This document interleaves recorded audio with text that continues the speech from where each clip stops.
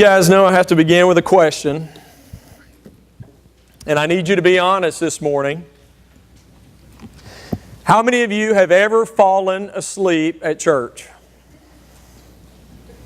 Okay, a lot of hands going up. Matt's got 2 hands going up in the back. I can't believe I'm fixing to ask this next question. How many of you have ever fallen asleep while I've been preaching? Thank you, David. I appreciate your honesty. Okay, a couple of people. That's great. Look with me to Acts chapter 20, verses 7 through 9. Falling asleep during church services is nothing new. We even see this back in the first century. It says, on the first day of the week, we came together to break bread, and Paul spoke to the people. Because he intended to leave the next day, he kept on talking until midnight. And there were many lamps in the upstairs room where we were meeting. Seated in a window was a young man named Eutychus who was sinking into a deep sleep. How many of you guys would like to be this guy by the name of Eutychus? How many of you would like to go down in history, okay, as the first person to fall asleep in church? Isn't that awesome? Or at least the first person recorded as falling asleep in church. Now, I got to say that's nothing new. In fact, I would say that Eutychus has had many successors. In fact, over my 20 years of ministry, I have witnessed a lot of people who have fallen asleep. Now, I have some friends here this morning from Robertsdale, the congregation I preached at for over 14 years. I don't even know if they remember this. They may have been at college. They're a little bit younger than I am when I first came. Both of them were off at college, but there was a teenage girl at Robertsdale. Do y'all remember this? And she would lay her head on the pew in front of her and she'd go to sleep. And I was like, wow. I mean, some people are obvious. I mean, you look back and they've got their head on their spouse's shoulder and their mouth wide open. And, you know, some people are snoring during the services while I'm preaching. I mean, I've seen all kinds. Now, some of you are kind of tricky. Some of you have learned to fall asleep sitting up and your eyes are almost open, but really you are gone, right? I mean, you are totally asleep. And so, you know, this is something that happens. People fall asleep, but what we're dealing with this morning is something more of a spiritual nature. Now, before we get into that spiritual side, I love studying this concept of sleep because it's really fascinating. I mean, have y'all thought about how fascinating sleep is? There are some people who require more sleep than others. For example, there's some who cannot make it without 8 hours of sleep. Where others, you know, you can get away with 2, 3, 4 hours of sleep. Now that I'm getting older, now that I just turned 40, I need at least 7 hours of sleep if I'm going to be at my top the next day. Okay? And my wife is exactly the same way. But then, like I said, there are others who are very different in that. Also, there are some people who can sleep anywhere, anyway. This is, I don't know how this turned out. It looks kind of crazy up there. If you can tell, this is my kids. We're on a trip. And when we go on a trip, they're like a bunch of puppies, man. They will just pile on top of each other and they will sleep. You know, a foot may be hanging over the back of the center chair and then into the floor, but they're just stacked on top of each other, and that's okay because they sleep through that, where there are others who have to have everything perfect to sleep. Right? That's me and my wife. My wife and I brought my cell phone up here. Don't y'all call me from up here, okay? That's not going to be cool. But me and my wife, in order to go to sleep, we have to have a noise maker. Can y'all hear this? Here it is. Isn't that nice? It's called brown noise. Well, and see, that's my whole point. There are other people who can't have any noise at all. It's got to be dead silent. There are some people who can have a little bit of light, a night light in the room, where there are some people who, man, they have got to have it pitch dark.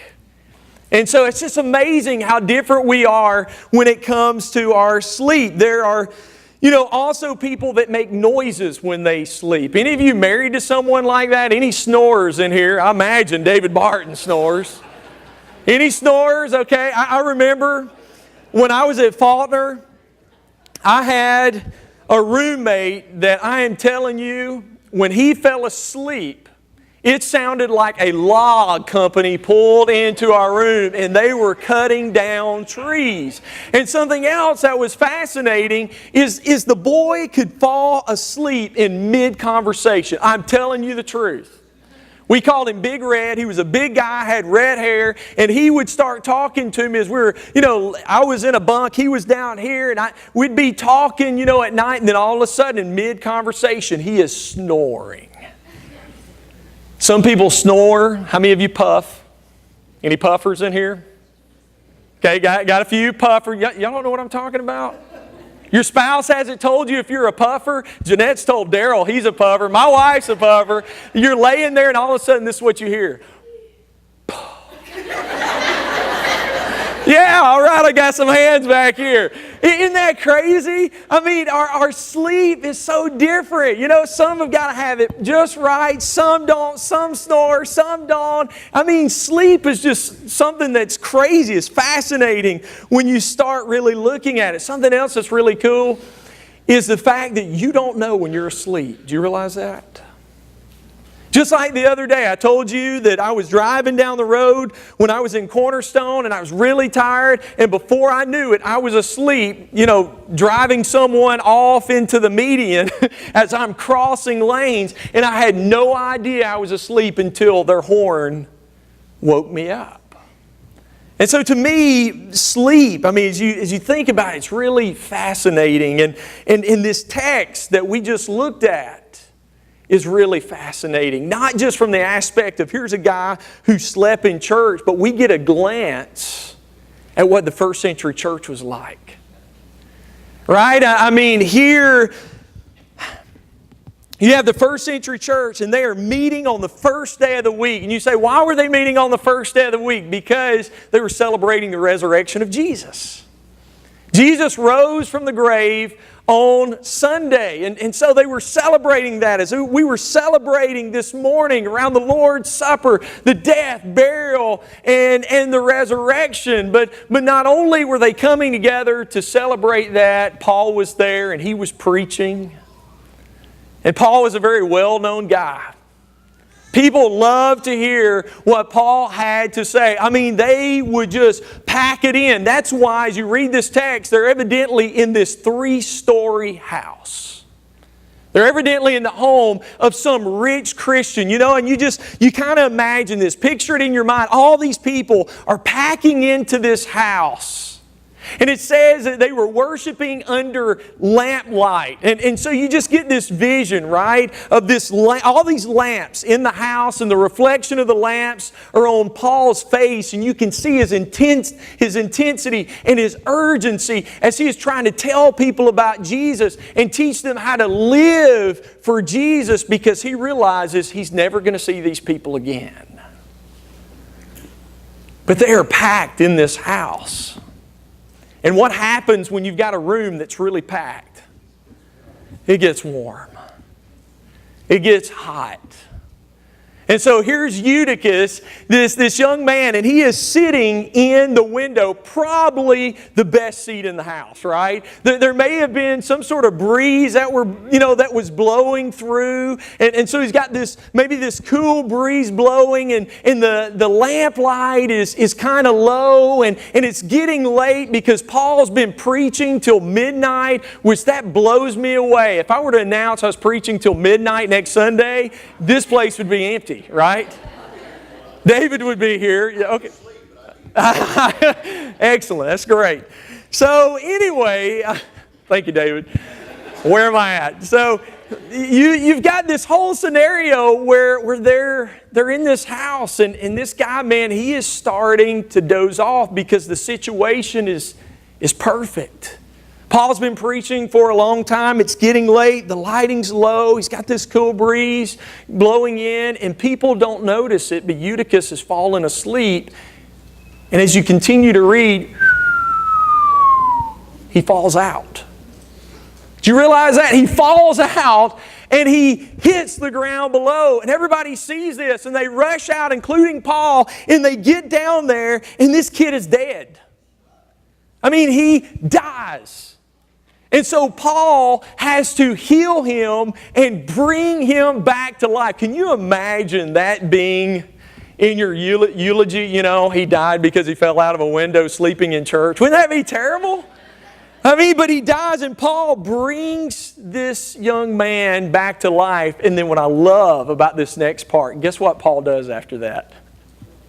He goes back inside the house and keeps preaching. He is such a preacher. I love that. We don't know when to stop at times. He goes back in and he continues to preach. But I love this story. There's so much to this story as we really begin to dig. Because I would argue that there are probably some of you who are hearing my voice right now in your sleep. Spiritually. Asleep. Not physically, but spiritually. Not physically, but morally. Not physically, but maybe, as we talked about last week, maybe you're asleep to the opportunities that God has given you. Because you're just kind of sleepwalking through this life. You're just kind of going through the motions. For example, there may be some of you this morning who are asleep to knowing God. I would dare say that probably just about everyone here knows about God, but I would dare say that some of you who are hearing my voice right now, you don't really know God. In other words, you don't have a relationship with God. Man, I see it all the time. As a minister for 20 years, you know, you'll see an individual who's been a Christian for years. And then everybody is blown away, right? I mean, they're taken back because what ends up happening is this individual falls to some terrible sin. And everybody's gasping and they're saying, what happened? This person went to church and they used to sit right here next to me and they did something so terrible and so immoral. What happened? They fell asleep. They fell asleep spiritually. And here's the question, what do we need when we fall asleep? We need an alarm, right? And I'm telling you, some of you this morning, the alarm's flashing 5:14, 5:14. The alarm is going off, trying to wake you up. Ephesians 5:14 says, wake up, O sleeper, rise from the dead, and Christ will what? Shine on you. Now listen to what Paul is saying here. It's not till we are awake spiritually that Christ is really shining on us and through us. Are you with me? And then you continue to read verses 15 through 17. Be careful then how you live, not as unwise, but as wise, making the most of what, church? Every opportunity, because the days are evil. Therefore do not be foolish, but understand what the Lord's will is. And so not only, when we're awake, not only are we having Christ shine on us and through us, but when we are awake spiritually, guess what? We begin to understand what God's will is for us.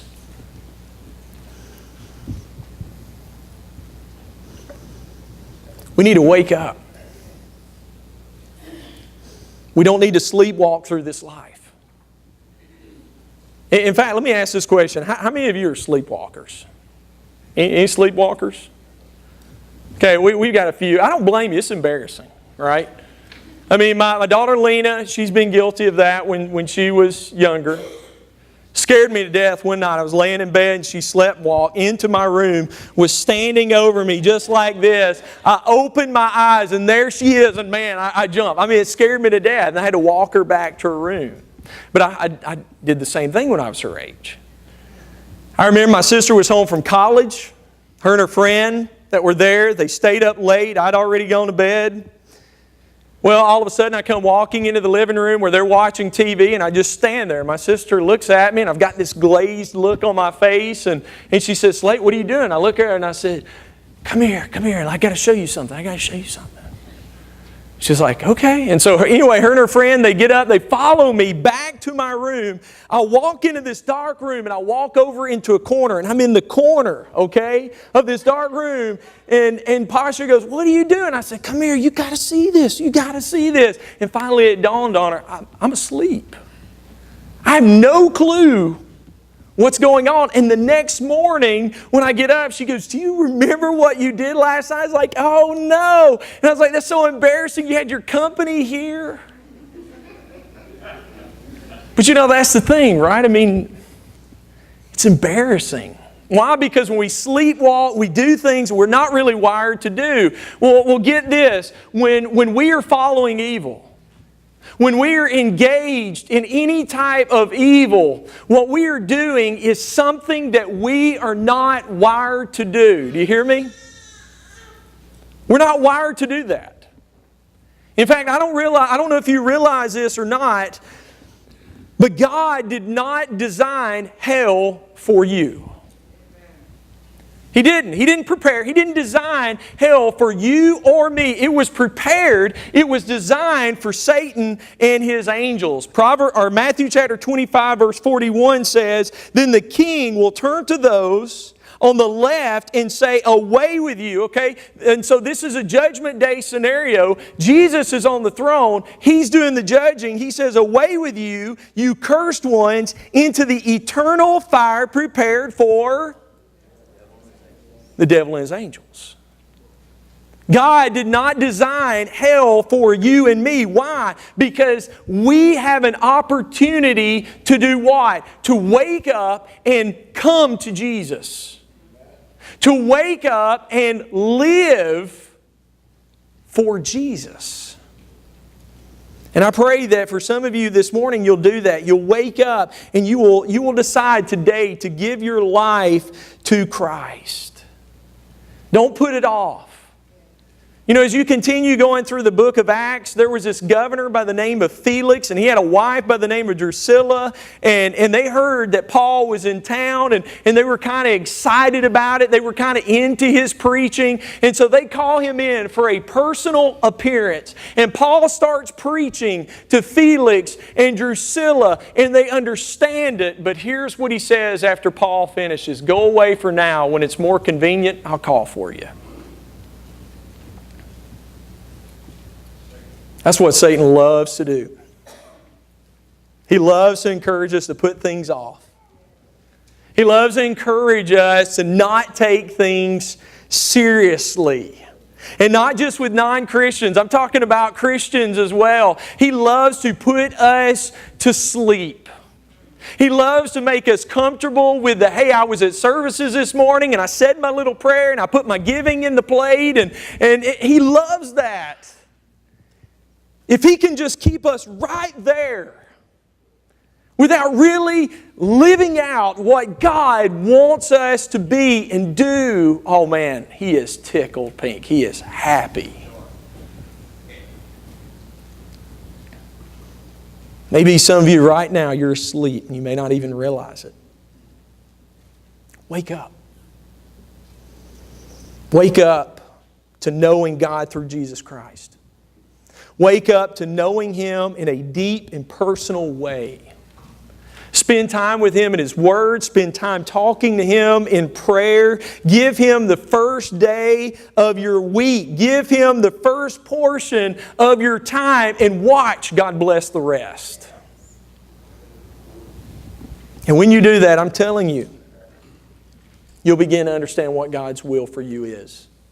And can I tell you this morning?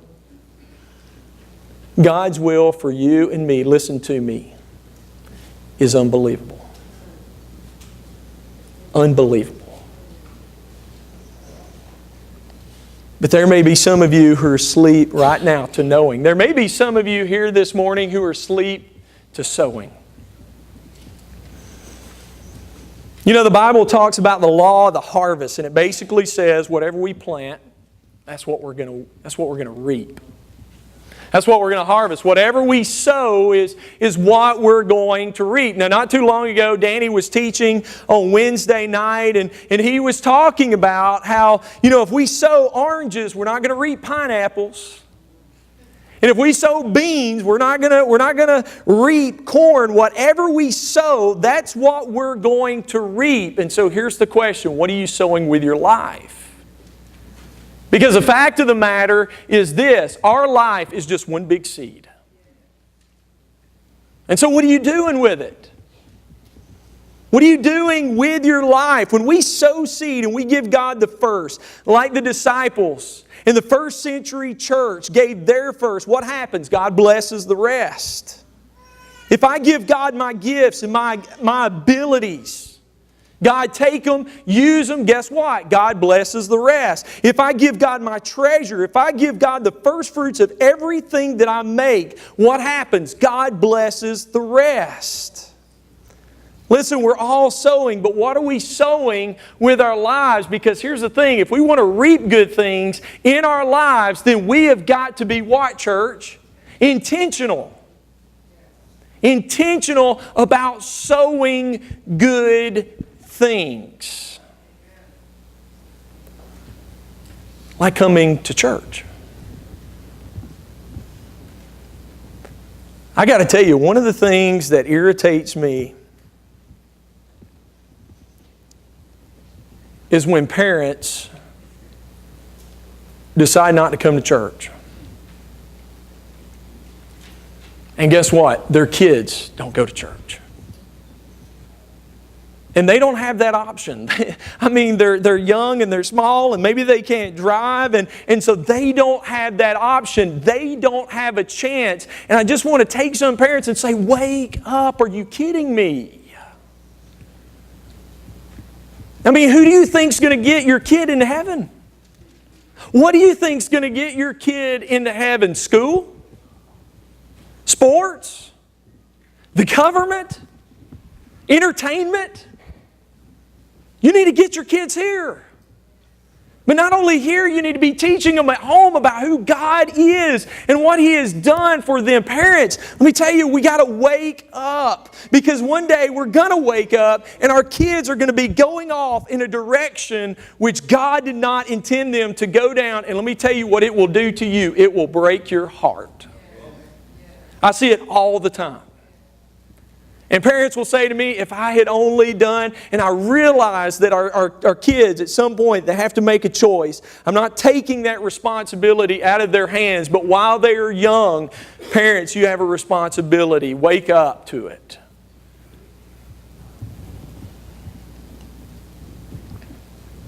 You know, one of the worst feelings in the world is to sleep late when you have something to do. How many of you have slept through the alarm? And you missed a meeting at work?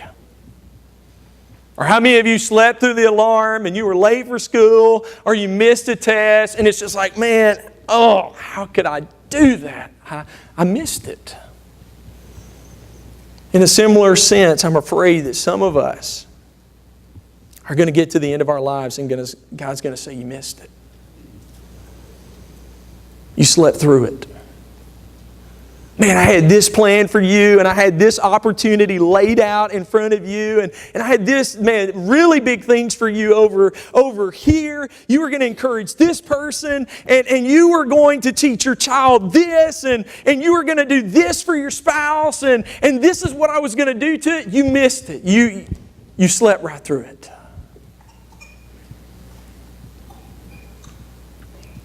I'm telling you, it's all about sowing. But then lastly, it's also about growing. Some of us may be asleep to growing. Listen, the number one key to spiritual growth, to maturity, is serving. You know, it seems like it would be the opposite. It seems like, you know, we should come and we should sit in these pews and hey, people should serve us. But for us to really mature and to grow, it's just the opposite. We've got to learn to serve others, to get outside of ourselves. You see, here's the deal. The Bible was not just written for information. It was written for application and transformation. And application and transformation only occur when we do what? Serve.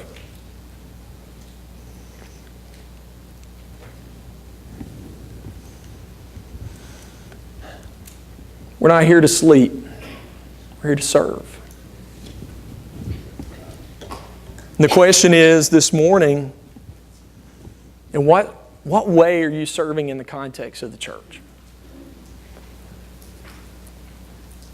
And maybe, and this is so tempting to turn around and point, well, I don't see them do it. You know what's amazing to me is there are so many people who serve within the church, but they do it in the background, and you don't see what they're doing. And so don't worry about other people. Just examine self this morning. Where am I serving in the context of the church? Where am I serving in the context of my home? Where am I serving in the context of school? Where am I serving in the context of this activity? Where am I serving in the context of my job? Where and how am I serving? If you want to grow, if you want to mature, wake up. It said that Martin Luther, and I'll close with this, one time had a dream. And in that dream, he saw the devil sitting on a throne with different demons reporting to him about their activity on the earth. There were a bunch of Christians who are going across the desert, and one of the demons comes to Satan and he says, hey, listen, I did something great. I took those Christians in the desert and I caused a lion to come up and eat them. And Satan said, you fool. That's not good. Those people were saved. Luther said it was then that another demon walked up to Satan and said, Satan, listen, there were these missionaries on their way to this island, and I caused this great storm, and this great storm took them out, killed them, they're dead. Isn't that wonderful? And Satan said, you fool, that's not going to do it. Those people were saved. And then finally a real wise demon came up to Satan and said, for 10 years, I've been trying to lull this Christian to sleep. And finally, spiritually, it happened. And at that, all of hell stood up and began to applaud.